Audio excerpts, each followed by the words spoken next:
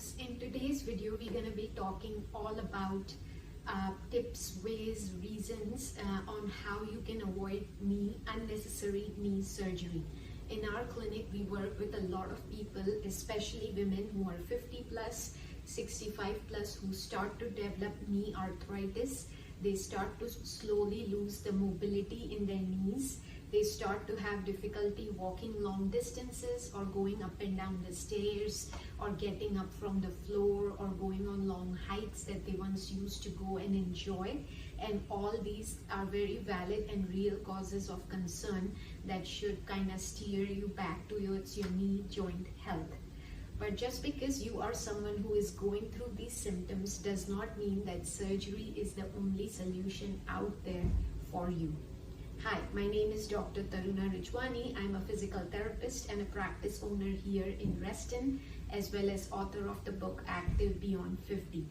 And in this video, I'm going to talk about exclusively about what are the criteria that we look for in people, especially women who are 50 plus, who start to develop arthritis or degenerative changes in their knee joints, who start to go through the wear and tear in their knee joints. They start to slowly see that they are losing the mobility in their knees. Going up and down the stairs is getting painful.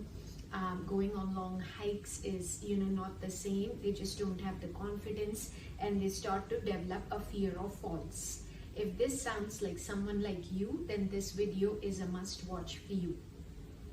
So there is more and more research out there that suggests that even though your MRI findings show degenerative changes or arthritis, or in some cases even bone on bone, that does not automatically mean that you are a candidate for knee surgery or you are a candidate for knee replacement. Of course, there are some people who need that, but that's a very, very small portion. That is almost less than 5% of the people with these types of MRI findings.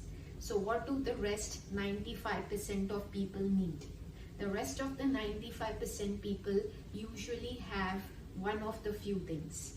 One of the most common things that they do have is limited mobility from developing tightness in their knee joint capsules, in the soft tissue around their knee. And the most common treatment or exercise that we use for them is to help them restore the range of motion or the mobility in their knee all the way up to the end ranges. So we make sure that as they are walking, the knee joint is actually able to go through the full range of motion in order to support their body weight. As they are going up the stairs, their knee joint is able to go through the full range of motion so that it can support the body weight. We also use a cutting-edge technology in our office, which is called as regenerative therapy or shockwave therapy, which basically is the pulses or the extracorporeal waves that stimulate your body's natural healing process, and it actually stimulates your cartilage and the other soft tissue in the knee to heal simultaneously, along with this building the mobility process. So that is one of the most common things that we will address in our clinic right away, and we see dramatic results. The next thing that we would see and get you is strength training.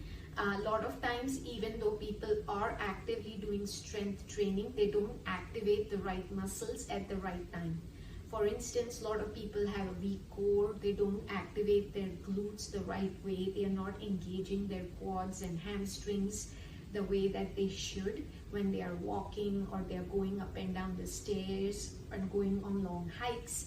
As a result of this, their knee joint starts to fatigue sooner than it should, because the weight is now being taken by the passive structures around the knee, like your cartilage or your meniscus, and that's why the pain starts to creep up and you gradually start to lose the endurance and your mobility.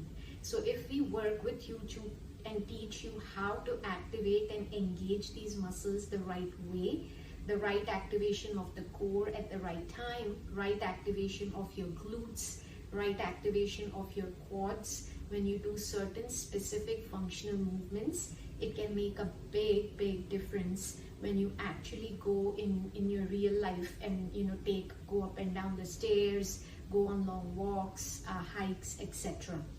And the third thing that would be is flexibility, just your overall flexibility around the knee joint, the flexibility of your hamstrings, your calves, your quads, your hip flexors can make a big difference in the chain in how your knee joints are moving as you walk through the gate, as you walk through the long distances or go up and down the stairs. And addressing those issues makes a big impact. Some of the other factors that we may look into and help people kind of get some more relief in their pain and help them get more and more mobility would be looking into their footwear. We assess their gait, and whatever deficiencies we are not able to fix with these things can be corrected with using the right type of footwear. If you have the right footwear with the right arch support, the right heel support, that can do a lot in absorbing the shock for your knee joint, and hence you can enjoy long walks, long hikes with a lot less pain, lot less discomfort. We may talk to them about use of orthotics if that's what we think is necessary for them. And then in some cases, we may also talk to them about some real life lifestyle changes, like especially in women who are 50 plus, who are postmenopausal, who are going through hormonal changes, and if they are going through osteopenia or osteoporosis, we talk to them about their diet changes, we talk to them about their sleep cycles, making sure that they get enough protein in their diet, or what is missing in their diet, what is missing in their sleep cycle, and their overall well-being. When we address individuals as an overall being like that, it makes a much more difference. It makes a much greater impact on their recovery than just looking at your X-ray or MRI that may show degenerative changes or bone on bone. Because let's face it, there's more data than ever, there's more research than ever that shows that degenerative changes are extremely common. In fact, they are normal for most people over the age of 50. It is just the price that we pay for living on this planet, because your joints are like a car.